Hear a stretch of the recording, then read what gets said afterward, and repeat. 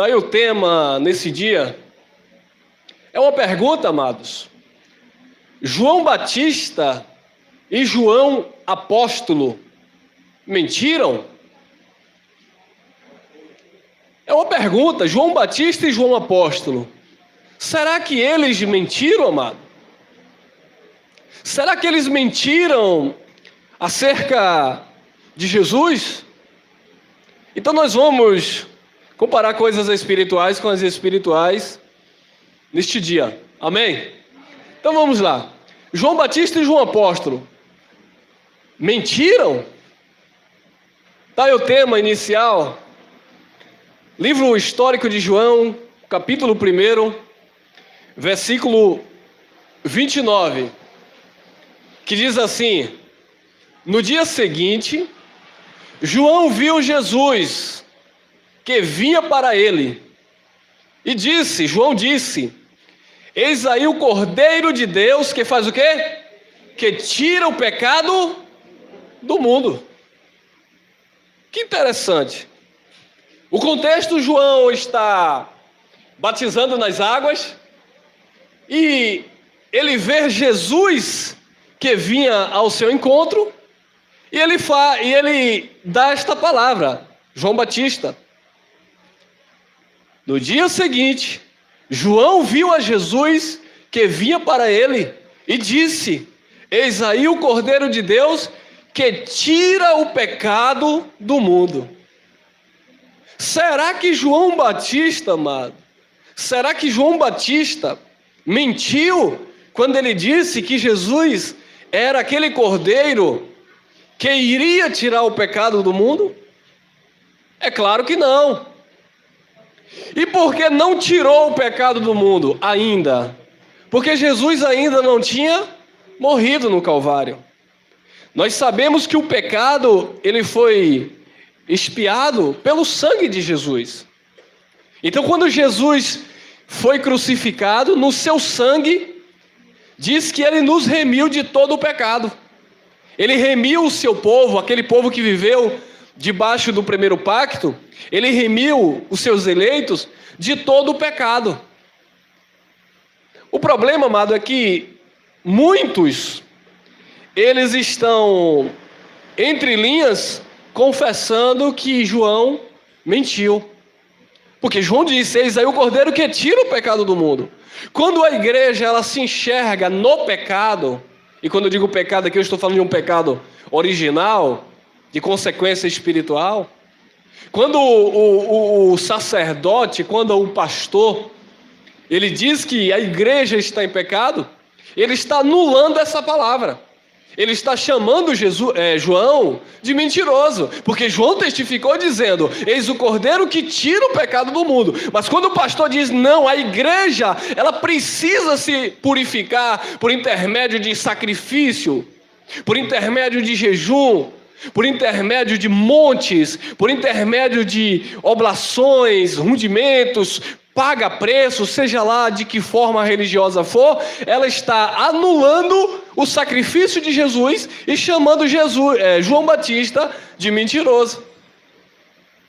Eles estão dizendo que João está mentindo quando João disse: eis o Cordeiro de Deus que tira o pecado do mundo. Vamos continuar. João, capítulo 10, versículo 40.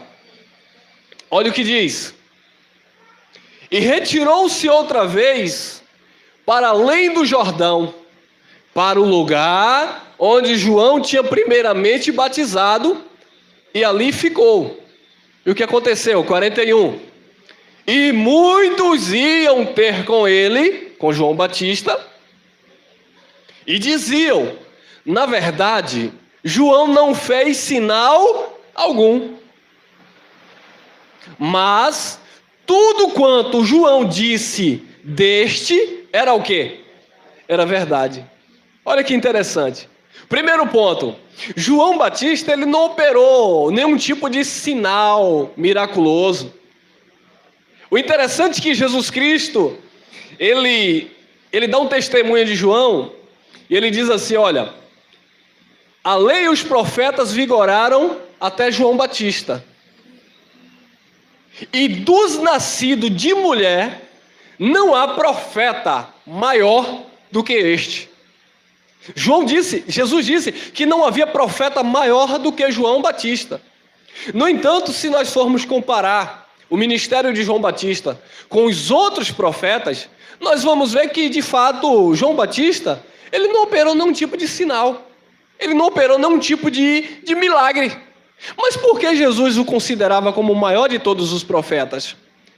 Porque foi o único profeta que trouxe uma mensagem diretamente acerca de Jesus de Nazaré. Ele foi o único profeta que veio preparar o caminho. Ele diz: eu sou a voz que clama no deserto, e eu vim preparar o caminho do Senhor. E era por isso que João vinha batizando com águas, para apresentar Jesus aos judeus. E o povo, amado, ele reconheceu isso. Alguns judeus reconheciam essa verdade. E muitos iam ter com ele e diziam: na verdade, João não fez sinal algum. Mas tudo quanto João disse deste era verdade. Ou seja, tudo que João dizia acerca de Jesus era o quê? Verdade. Então João não mentiu. Mas a religião, entre linhas, como eu falei, eles dizem que João mentiu.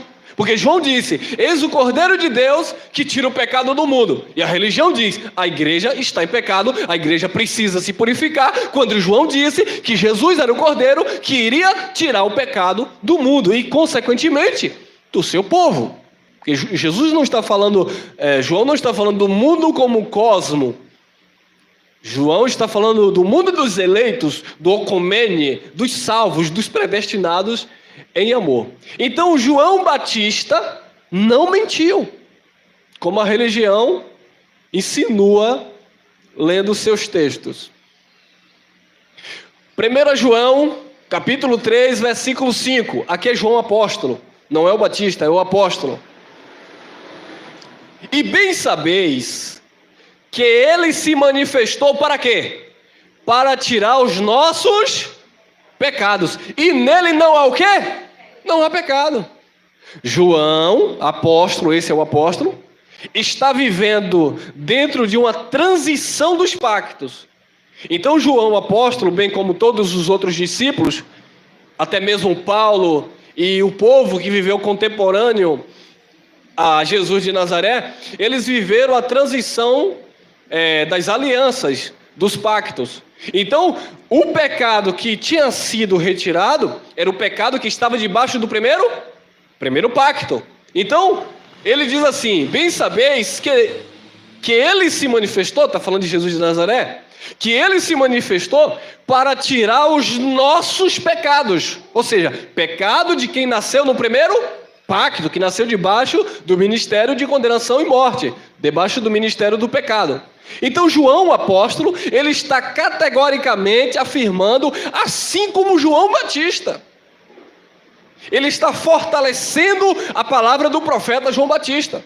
João Batista: eis o Cordeiro de Deus que tira o pecado do mundo. João apóstolo: ele se manifestou como Cordeiro de Deus para tirar os nossos pecados, e nele não há pecado. Porque em Cristo não há pecado. Ele se manifestou para tirar o pecado do seu povo. Amém? Continuando. Apocalipse, capítulo 1, versículo 5. Diz assim, João apóstolo, escrevendo na ilha de Pátimo. Observe. E da parte de Jesus Cristo, que é a fiel testemunha, o primogênito dentre os mortos, e o príncipe dos reis da terra, aquele que nos amou e em seu sangue nos lavou dos nossos pecados. Então, olha o que João apóstolo está escrevendo na ilha de Pátimo. Da parte de Jesus Cristo, que é a fiel testemunha, o primogênito dentre os mortos e o príncipe dos reis da terra, aquele que nos amou e em seu sangue. Não foi nas águas do batismo que Jesus tirou o pecado. Não foi no dízimo que Jesus tirou o pecado. Não foi na tua oferta consagrada no chamado altar que Jesus tirou o pecado. Jesus tirou o pecado do seu povo no seu sangue. No seu sangue ele lavou o seu povo de todos os pecados. No sangue de Jesus. Ele purificou a igreja, ele santificou a igreja, ele lavou a igreja. Não foi no teu dízimo, não foi nas tuas obras, não foi no teu paga-preço, não foi no teu monte, não foi na vassoura ungida, não foi no lenço do apóstolo, não foi na meia do apóstolo, não foi no grão de feijão, foi no sangue de Jesus Cristo que ele lavou o seu povo de todos os pecados. Pergunta: João mentiu? Não. O Batista, o apóstolo, mentiu? Não. Então quem está mentindo não é as escrituras, são os intérpretes, são os pregadores, são os legalistas, aqueles que querem pregar, aplicar aquilo que Jesus falou antes da cruz para depois da cruz. Nós estamos depois da cruz, nós estamos no pacto de superior e de melhores promessas. Nós não estamos vivendo o Cristo histórico, nós estamos vivendo o Cristo ressuscitado, que no seu sangue estabeleceu uma nova aliança e disse que a igreja está perfeita, sem ruga, sem mancha, sem mácula e sem coisa semelhante. Esse é o pacto de superior e de melhores promessas. Então, nada melhor do que alguém para explicar isso que os Joões, né? O plural é meio... falaram. Então vamos pedir o auxílio de Paulo. 1 Coríntios, capítulo 5, versículo 7, diz assim: alimpai-vos, pois, do fermento velho. Fermento velho aqui é uma doutrina. Fermento velho aqui está falando do pacto de Moisés. Fermento velho aqui está falando da lei. E Paulo está dizendo: alimpai-vos, pois, do fermento velho, para que sejais uma nova massa, uma nova aliança, nova criatura em Cristo Jesus, o nosso Senhor. Alimpai-vos do fermento velho, para que sejais uma nova massa, assim como estáis sem fermento, porque Cristo, nossa o quê? Santa Ceia? Nossa Páscoa. E o que era que acontecia na Páscoa?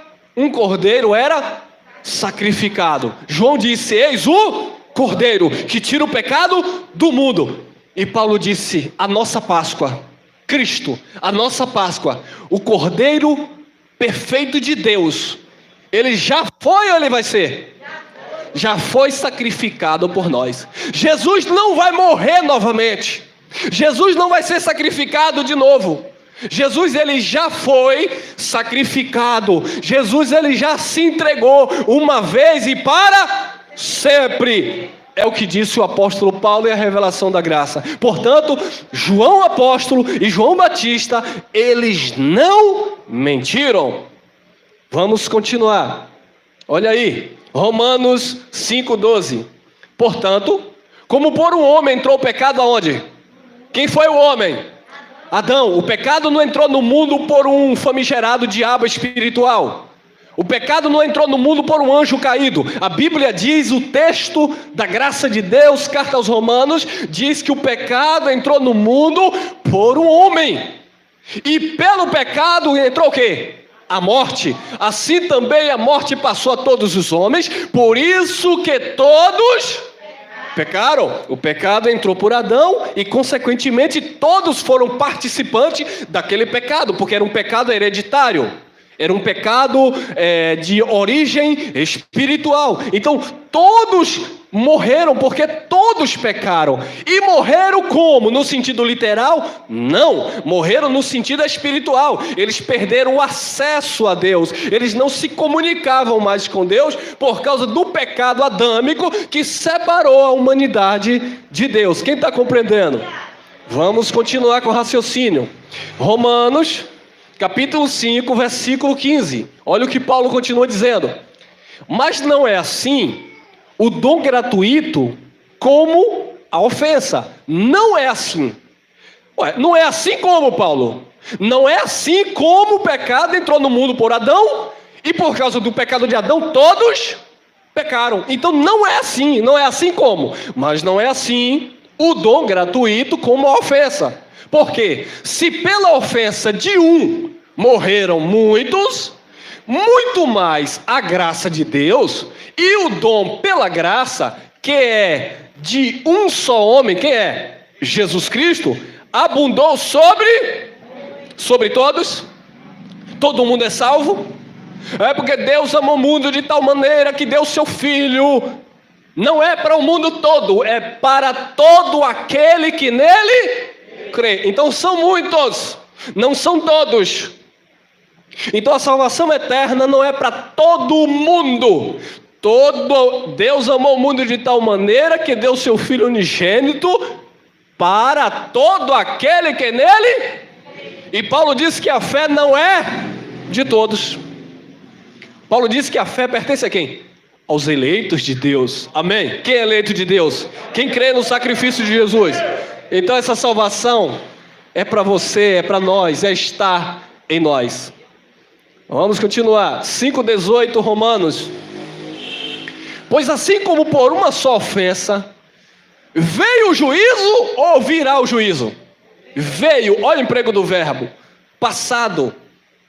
A igreja evangélica tradicional, ou os religiosos de um modo geral, eles estão esperando o juízo. E como é que eles esperam o juízo? Dizendo, olha, essa coronavírus aí é Jesus que está voltando. Olha, essa guerra aí é Jesus que está voltando. Olha, isso que está acontecendo aí são o fim dos tempos. Jesus está voltando, é o juízo de Deus, é a grande tribulação. Não, amado, o juízo de Deus, ele já veio, porque foi na cruz que Jesus julgou todas as coisas, e no ano 70, na queda do templo, toda a obra foi consumada e a graça foi estabelecida para todo o sempre. Amém. Então, veio o juízo, pois assim como por uma só ofensa, veio o juízo sobre todos os homens para a condenação, assim também, por um só ato de justiça, veio o quê? Senhor, venha com a tua graça sobre a minha vida. Como assim? Venha, não veio ainda. Meus amados, ai de nós se não fosse a graça de Deus nas nossas vidas. A graça de Deus não virá, como o juízo também não virá. O juízo já veio, na cruz Jesus bradou, tetelestai, está consumado. Aleluia! Foi na cruz. O juízo veio e a graça foi manifesta na cruz de Cristo. Pois assim como por uma só ofensa veio o juízo sobre todos os homens para a condenação, assim também por um só ato de justiça veio a graça sobre todos os homens para a justificação de vida. Romanos 5:21. Para que, assim como o pecado reinou na morte, também a graça reinasse pela justiça para a vida eterna. Por quem? Por Jesus Cristo, nosso Senhor. O pecado reinou na morte. E o que é aí a morte? Era morte adâmica, era morte espiritual. Por causa do pecado de Adão, todos morreram. E o pecado reinou na morte, ou seja, naquilo que tinha força sobre as pessoas. O pecado de Adão que matava espiritualmente, tá bom, mano? Alguns vão dizer, irmão, espírito não morre. Meu amado, era um estado. Quando nós falamos de morte espiritual, nós não estamos dizendo que o espírito morre. Nós estamos falando de um estado de espírito. E qual era o estado antes da cruz? Mortes espirituais, morte espiritualmente falando. Por quê? Porque eles estavam separados de Deus por causa do reino da morte que havia.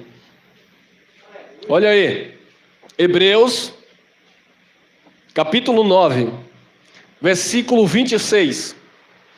De outra maneira, necessário lhe fora padecer muitas vezes, desde a fundação do mundo, mas agora, na consumação dos, uma vez se manifestou, olha aí a manifestação dele, Olha João dizendo: eis o Cordeiro que tira o pecado do mundo. Olha o apóstolo na ilha de Pátimo dizendo: ele se manifestou para tirar os nossos pecados. E quando foi isso? Na consumação? Na consumação? Que século? Do nosso? Não, daquele primeiro século.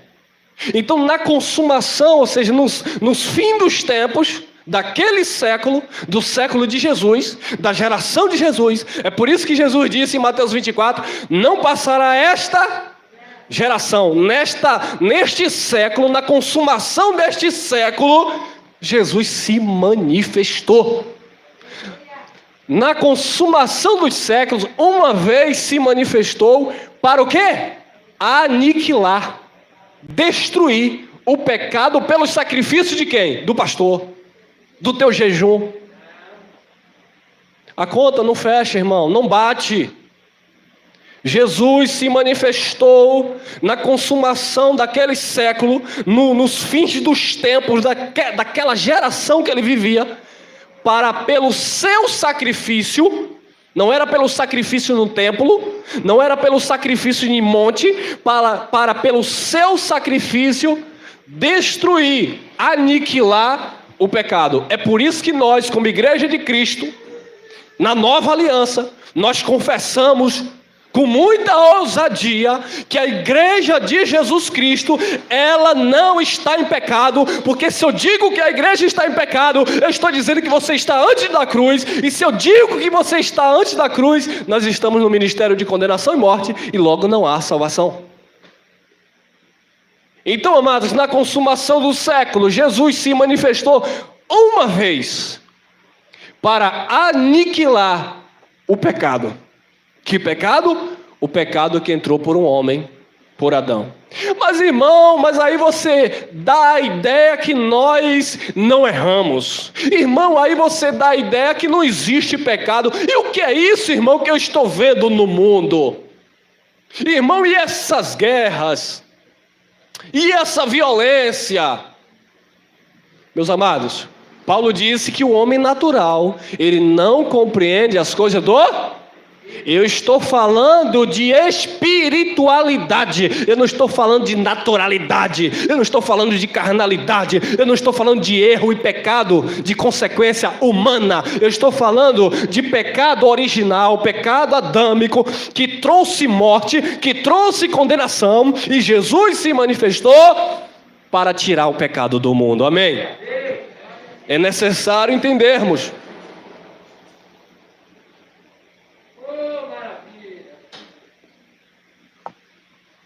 Ele aniquilou o pecado pelo sacrifício de si mesmo.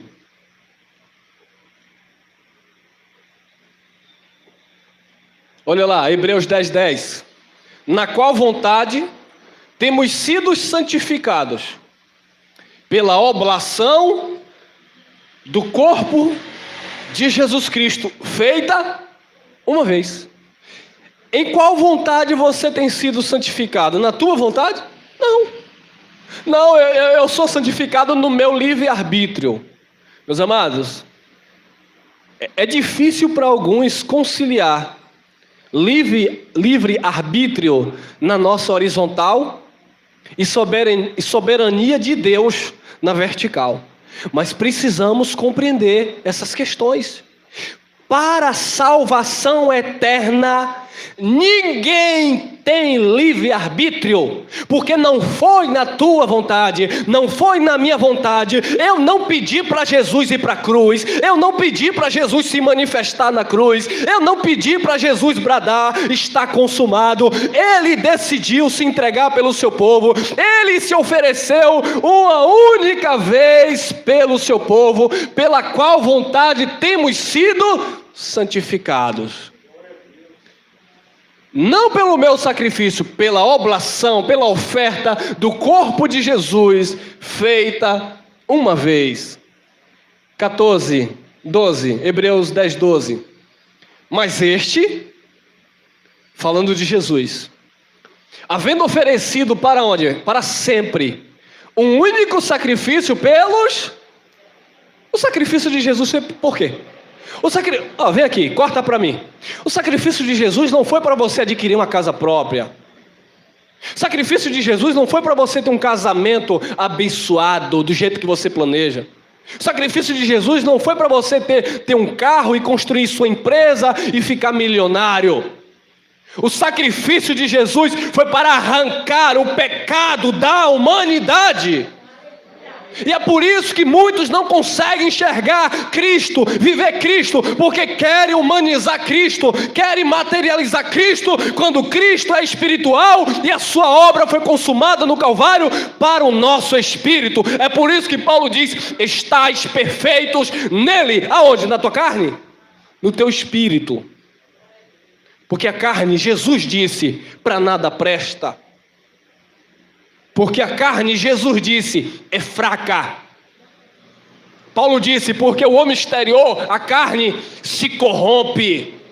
Então não procure santidade na tua humanidade, procure santidade no teu espírito. E uma vez que você entende que o teu espírito foi santificado, que o teu espírito foi salvo pela graça, que o teu espírito foi regenerado pelo sacrifício de Jesus, agora você vai dominar os impulsos da tua carne, da tua natureza.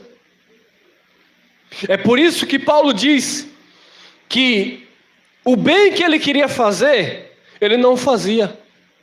E o mal que ele não desejava fazer, que ele não queria fazer, estava sempre com ele. Por quê? Porque ele via a sua limitação humana. Por quê? Porque ele via a sua natureza humana. Ele diz: miserável homem que sou, quem me livrará do corpo desta morte? Mas ele disse: eu dou graças a Deus por Jesus Cristo. Nós damos graças a Deus por Jesus Cristo, porque foi Ele que nos livrou do corpo dessa morte e nos deu vida eterna para o nosso espírito e uma consciência pura das nossas ações e o que devemos e o que não devemos fazer, porque tudo é lícito, mas nem tudo convém. Tudo é lícito, mas eu não me deixarei dominar por nenhuma delas. E Paulo diz: por isso eu esmurro o meu corpo. O problema, amados, é que muitos não querem esmurrar o seu corpo. Ô irmão, o que é esmurrar o seu corpo? Meu irmão, você tem uma natureza espiritual perfeita, porém, você tem uma natureza humana debilitada, que é a herança lá do homem Adão.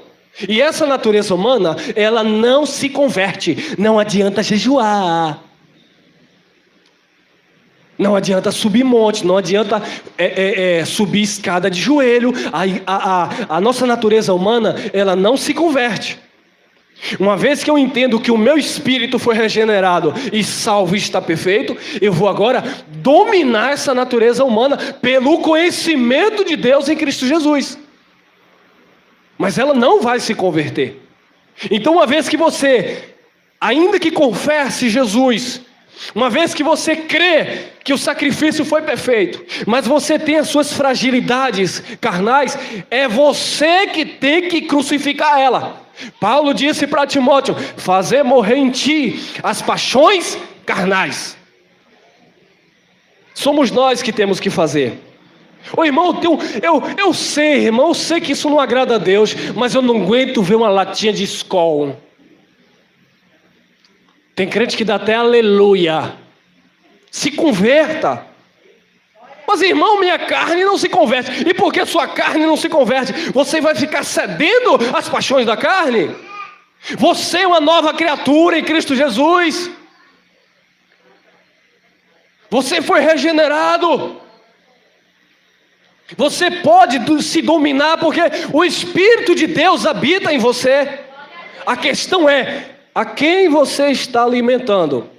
A tua carne ou o teu espírito?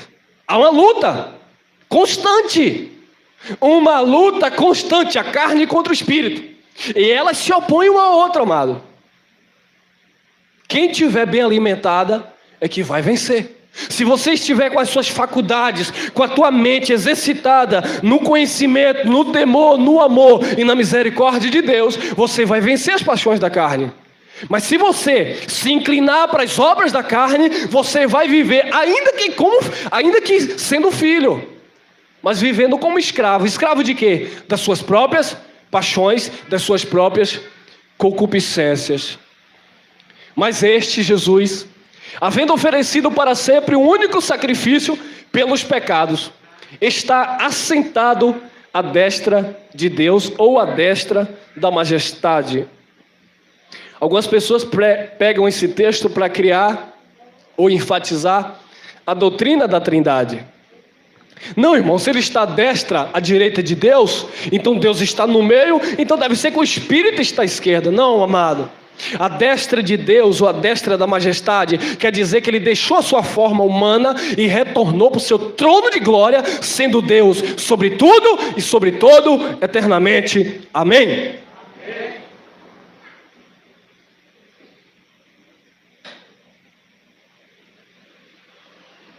João Batista, João Apóstolo, eles não mentiram. Olha aí, Hebreus 10, 14.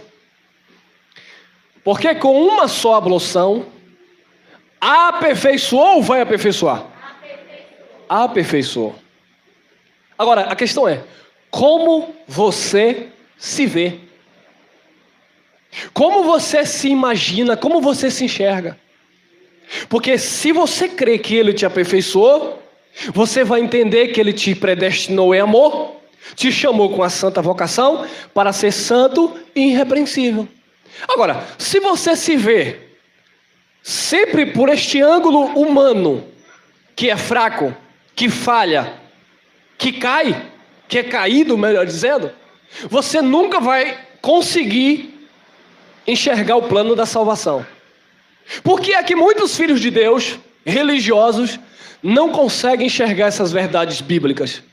Porque ainda que eles leem esses textos, eles continuam se olhando do ponto de vista humano.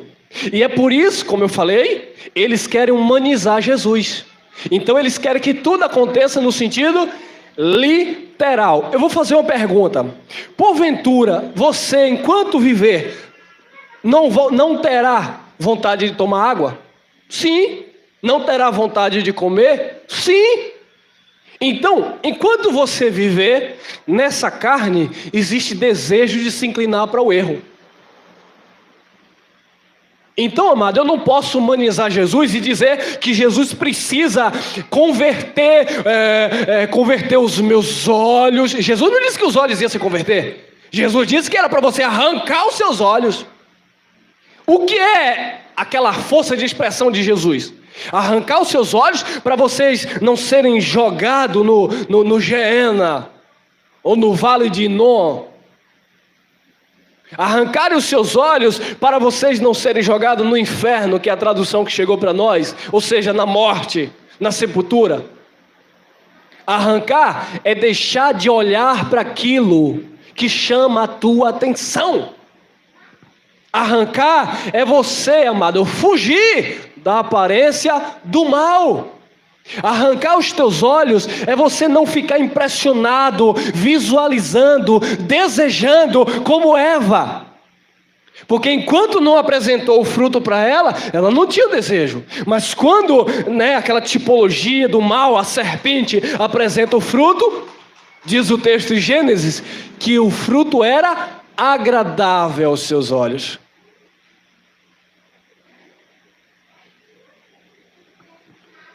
Arranque os teus olhos, arranque os teus ouvidos, não fique ouvindo aquilo que você sabe que vai te corromper. Paulo disse, as más conversações corrompem os bons costumes. O salmista no Salmo 1 ele diz, não vos assentei na roda dos escarnecedores, não se detenha no caminho dos pecadores. Com quem você anda, com quem você conversa, vai te influenciar positivamente ou negativamente. Aí sim, cabe você escolher. Aí sim, você tem livre arbítrio, não para a salvação. Porque com uma só ablução, aperfeiçoou para sempre os que são santificados. Hebreus 10, 17 e 18. Ele aperfeiçoou? Aperfeiçoou. Ele perdoou? Perdoou. Ah, irmão. Mas para a religião, para a religião, o Cristo que eles enxergam, tem prazer de jogar na cara das pessoas o pecado. Você está em pecado. Hebreus 10, 17 e 18. E jamais me lembrarei de seus pecados e de suas iniquidades. Ora, onde há remissão destes pecados e iniquidade, não há mais oblação, oferta, sacrifício pelo pecado. Bom, irmão, agora nós chegamos em um ponto que é complexo. Se você pregou, você aqui que está me acompanhando, e eu sei que muitos estão chegando agora no campo da graça, e podem se perguntar, estão se perguntando, agora, bom, irmão, você pregou que Jesus removeu o pecado. Você pregou que João Batista testificou que Jesus era o Cordeiro que iria tirar o pecado. O João apóstolo disse que ele nos lavou no seu sangue de todo o pecado. Paulo disse que o Cordeiro Pascual, a nossa Páscoa, já foi sacrificado por nós. Então, de fato, Jesus na cruz, ele tirou o pecado. O pecado que entrou por Adão, Jesus removeu. O pecado espiritual. E muitos podem se perguntar, bom, já que Jesus não se lembra mais dos seus pecados e de suas iniquidades, então esta palavra, eu encontro nesta lei uma brecha para fazer o que eu bem quiser. Depende como você enxerga. Eu sou responsável pelo que eu prego. Você é responsável por aquilo que você acredita. Por que Jesus não se lembra mais dos seus pecados e de suas iniquidades? Porque não haverá mais oblação, oferta pelo pecado. Não tem mais. É basicamente o que Pedro disse. Para quem nós iremos? Só o Senhor tem palavra de vida eterna. Para onde eu fugirei da tua presença, como disse o salmista? Se eu descer nas partes mais baixas da terra, tu estás ali. Se eu mergulhar, tua mão me alcança. Se eu subir aos céus, aí tu estás. Para onde fugir? Para quem me fugirei? Para onde fugirei da presença do teu Espírito? Não tem como fugir, porque nós estamos nas mãos de Deus. Então, se não tem para quem fugir, e Jesus já me perdoou, Jesus já levou os nossos pecados, então agora eu encontro nessa lei da graça, uma brecha para fazer o que eu bem quero. Amados, o que os filhos de Deus precisam entender é que nós precisamos ter uma boa consciência. A palavra de Paulo aos Romanos, capítulo 12, ele diz, versículo 1, apresentai os vossos corpos como um sacrifício vivo. Tem que estar vivo, não é sacrifício morto, não é sacrifício de obras mortas, sacrifício vivo. Segundo, santo, sacrifício santo e agradável a Deus, que se torna o quê? O vosso culto racional. E no versículo 2 ele diz, não vos conformeis com este século ou com este mundo, mas sejais transformado pela quê? Pela renovação da vossa mente, uma boa consciência, porque o culto é racional. Então eu preciso ter racionalidade, entendimento. Uma vez que eu entendo que Jesus fez tudo isso por mim, essa palavra agora, ela vai me dirigir. Essa palavra agora, ela vai me conduzir. Eu não vou andar nas obras da carne. Eu não vou andar nas minhas inclinações, porque eu entendo que eu preciso andar com uma boa consciência. Então vamos lá. Uma boa consciência. Examine-se, pois, o homem a si mesmo. Examine agora a tua consciência. É a tua consciência. Uma boa consciência. Hebreus 10, 22. Olha aí. Cheguemos-nos com um verdadeiro coração. Tem que ser verdadeiro, irmão. verdadeiro coração. Na graça não cabe mais hipocrisia. Quem você é vai ter que se manifestar. No sistema religioso, eu não estou falando dos meus irmãos que vivem no legalismo. Eu estou falando um sistema religioso doutrinário. Ele esconde realmente quem as pessoas são. O legalismo, ele esconde, ele manipula quem as pessoas são. Na graça não tem como. Na graça tudo está revelado. Não há nada oculto que não haja de ser manifesto, que não haja de ser revelado. Cheguemos-nos com verdadeiro coração, em inteira certeza de fé, tendo os corações, o coração aqui, amado, não é o órgão que bombeia o sangue, é a mente, é o teu intelecto. Tendo os corações purificados da má, a consciência é onde? É no coração? Não, a consciência é na tua mente. Logo o coração aqui é a mente, não é coração órgão. Tendo os corações purificados da má consciência, e o corpo lavado com água limpa. O apóstolo Paulo, ele chega a dizer que todo o nosso ser pertence a Deus. E ele manda nós santificarmos o nosso espírito, a nossa alma e o nosso corpo, que pertence a Deus, pertence a Ele. Quando nós entendemos que a salvação para o nosso espírito já foi outorgada, o Evangelho agora, ele traz salvação para a nossa alma, mente, entendimento. E uma vez que o teu entendimento, que a tua mente é salva, passa por este processo, por esta metanoia, por esta metamorfose, por essa mudança, agora o teu corpo vai refletir aquilo que está na tua consciência.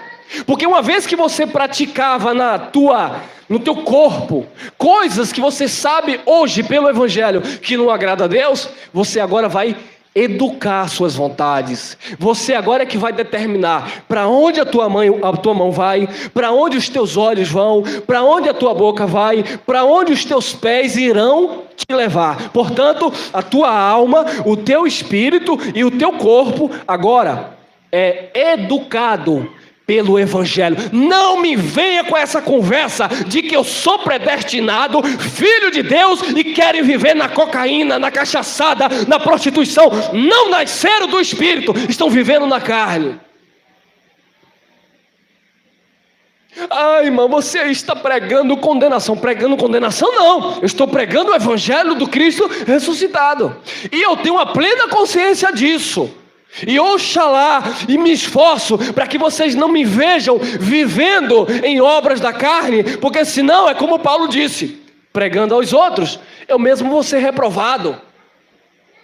Jesus nos predestinou em amor. Ele nos elegeu antes da fundação do mundo. Você não conhece? Porque citar Efésios, capítulo 1, versículo 4 e 5 é fácil. Ah, que maravilha, Ele me elegeu antes da fundação do mundo, oh glória! Versículo 5, Ele me predestinou segundo o beneplácito da sua vontade, aleluia! Então não importa o que eu faço, Ele me predestinou, Ele me salvou. Epa! Você continua o texto? Ele te escolheu, te elegeu, nos elegeu antes da fundação do mundo? Amém. O Espírito testifica, Romanos 8,16, amém. Para ser santos, irrepreensíveis, diante de Deus em amor. Examine-se, pois, o homem a si mesmo. Olha a sua consciência.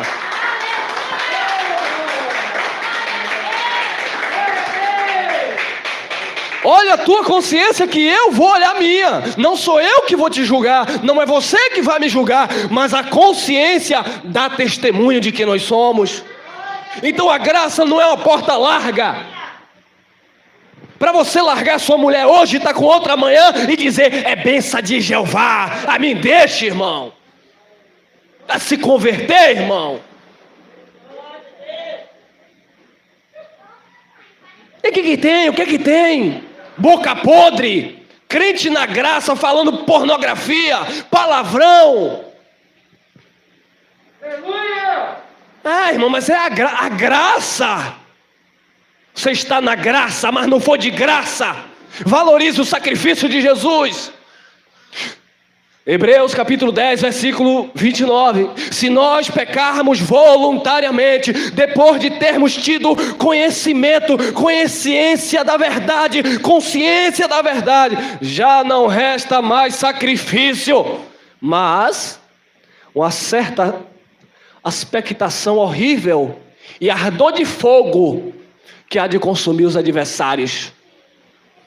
O que adianta você dizer que está na graça, que você é predestinado, que você é eleito, e viver com a tua consciência ardendo? Deita, não consegue dormir, porque sabe que não está agradando o Espírito.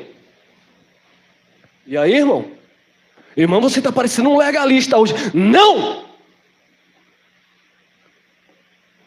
O sistema religioso tradicional e o conhecimento que você tem agora na graça não te dá carta de euforia para você viver para a tua liberdade, para a minha liberdade, mas nos dá uma carta de euforia pelo conhecimento para vivermos a liberdade de Cristo.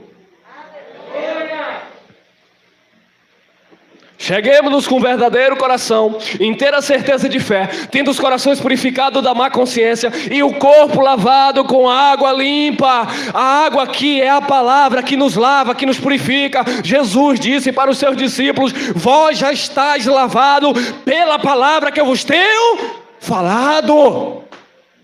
Essa é a água que limpa a nossa consciência.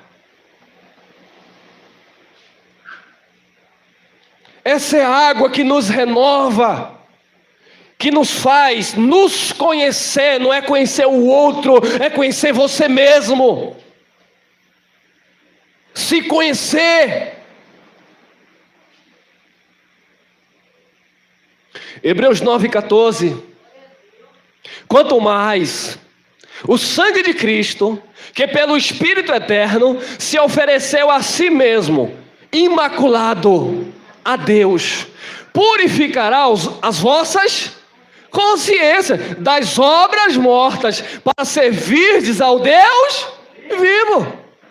Então o sacrifício de Jesus, a entrega de Jesus por si próprio, por si mesmo, ele fez tudo isso para purificar agora a tua consciência, porque o teu espírito está puro, o teu espírito está salvo, o teu espírito está pronto. A questão é a tua consciência. Precisamos ter uma boa consciência. Atos dos Apóstolos, capítulo 23, versículo 1, diz assim: e pondo Paulo os olhos no conselho, disse: homens e irmãos, até o dia de hoje tenho andado diante de Deus com toda boa. Olha o testemunho de Paulo. E aí, irmão? Deus tirou você do sistema religioso. Deus tirou você do sistema religioso. E a tua consciência, como é que está? Deus tirou você do sistema religioso. E a sua consciência, como está? Paulo disse: até o dia de hoje eu tenho uma boa consciência. É a tua consciência que vai dizer, é a tua consciência que vai te conduzir. Paulo disse: eu tenho uma boa consciência. Olha lá, Atos 24:16. E por isso procuro sempre ter uma consciência sem ofensa, tanto para com Deus como para com os... meu irmão, segura aí. É o que, Paulo? E por isso. É o que, Paulo? Porque eu reconheço o sacrifício de Cristo. É o que, Paulo? Porque eu reconheço a obra consumada no Calvário. Por isso, por esta causa, procuro, uma vez ou outra, só nas reuniões, procuro sempre ter uma consciência sem ofensa, tanto para com Deus, primeiramente Deus, e também para com os homens. A minha consciência precisa estar pura para com Deus e para com os homens. Não adianta dizer, não, irmão, segura. Não adianta dizer, não, irmão, diante de Deus eu estou em paz. A minha consciência está tranquila. Amém. Conhecimento chegou, né, irmão? A graça te libertou, glória a Deus. Diante de Deus, consciência livre. Mas e aí? E diante do próximo? E diante do irmão? E diante da igreja, não é instituição religiosa? Diante da irmandade, da igreja? Diante dos de fora? Paulo disse para Timóteo, para que ele fosse um exemplo, tanto para os de dentro, principalmente para os de fora. Porque estavam de olho. Porque estão de olho. É crente? Ai, da graça? Está fazendo o quê? Está andando aonde? Está conversando o quê? Está postando o quê nas redes sociais? Ah, irmão. Ah, irmão. Ah, irmão, isso é legalismo. Se quiser, pode sair do canal no YouTube. Mas vim para cá, crente da graça, postando foto de biquíni. Virou moda. Mas eu estou na graça, o que é que tem? O que é que tem? Não tem nada. Mas e a consciência, irmão? Ou não vale para não sermos pedra de tropeço? Ou não vale para nos comportar de modo decente? Ah, o irmão já está pregando agora doutrinas e dogmas religiosos. Não, irmão! É uma palavra que santifica também a nossa consciência. Porque sincero e honestamente não adianta eu abrir um galpão aqui e ter 200 pessoas reunidas comigo e lá fora andando, mentindo, se prostituindo, dando mau testemunho e dizendo, eu sou da igreja do pastor Elcio, aleluia.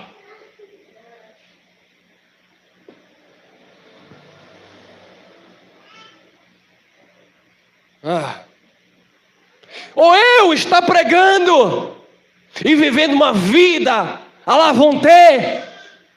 Que moral! Se o Espírito não te edifica, como você vai edificar o outro? Se o Espírito não te convence, como você vai convencer o outro? Se você não vive, como você vai querer que o outro viva? O Evangelho transforma.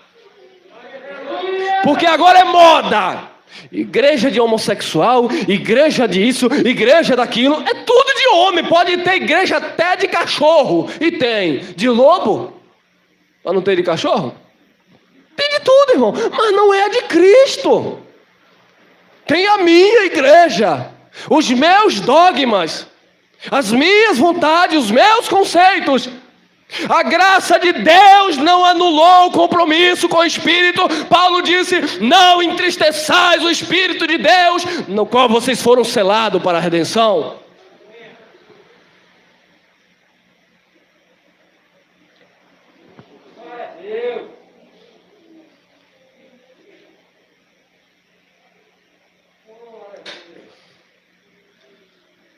Desculpa aí, irmãos. Parece que hoje fugimos do padrão.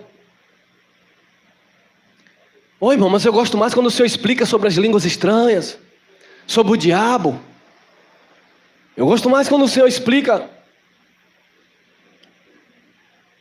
sobre a Páscoa. Meu coração está ardendo, sabe? Essas mensagens que vai realmente mostrar quem nós somos. Porque de nada adianta nós termos conhecimento se a nossa vida é uma porcaria, não muda, a nossa consciência não muda, não há uma genuína transformação e manifestação do Espírito.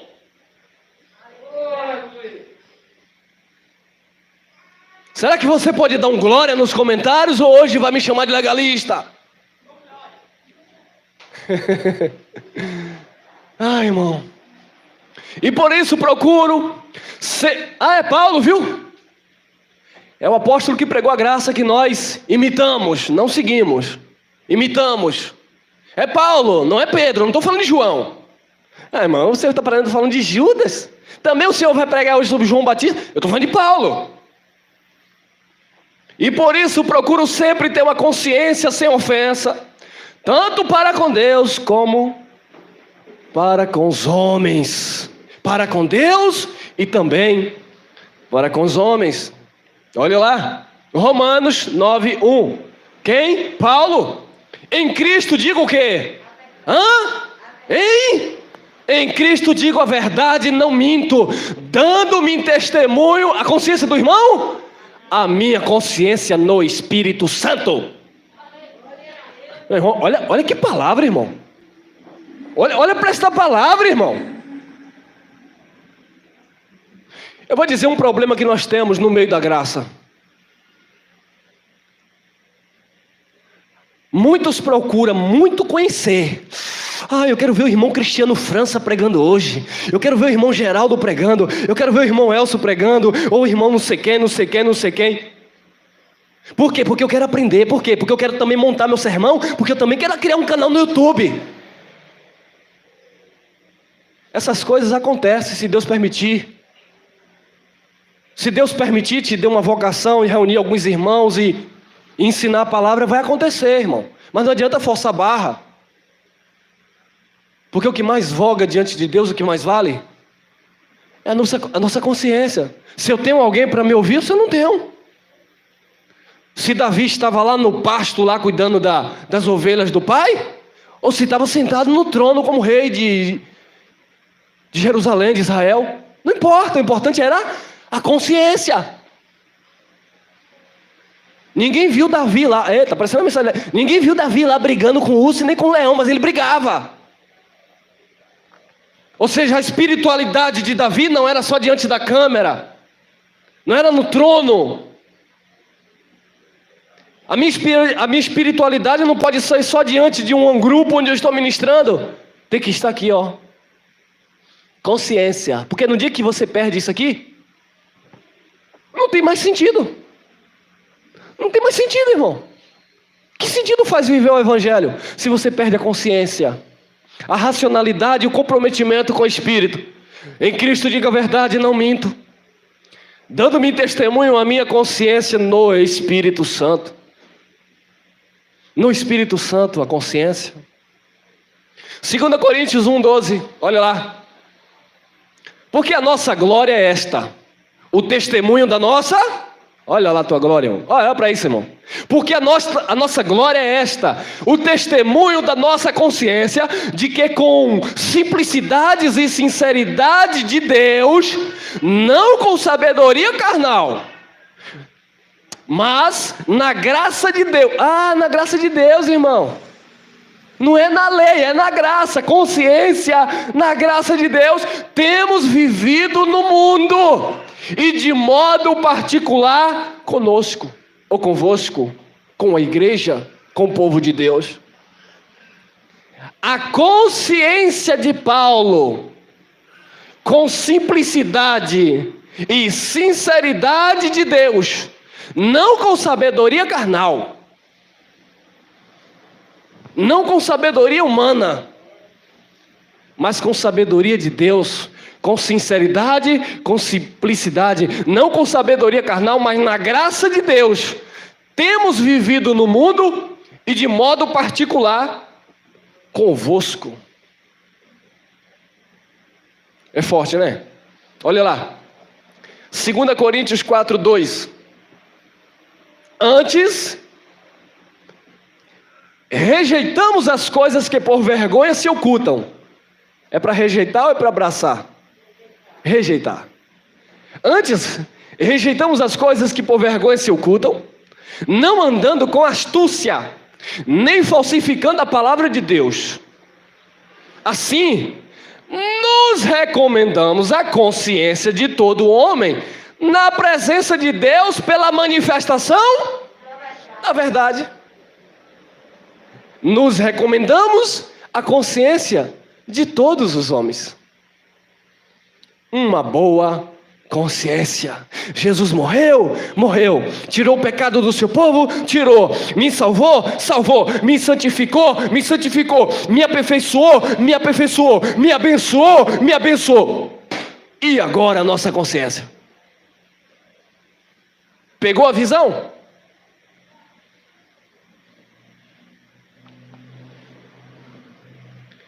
Ou eu vou sair do sistema religioso que é opressor e vou entrar aí em uma graça que os irmãos estão pregando que eu posso aprontar à vontade porque Deus me aprova.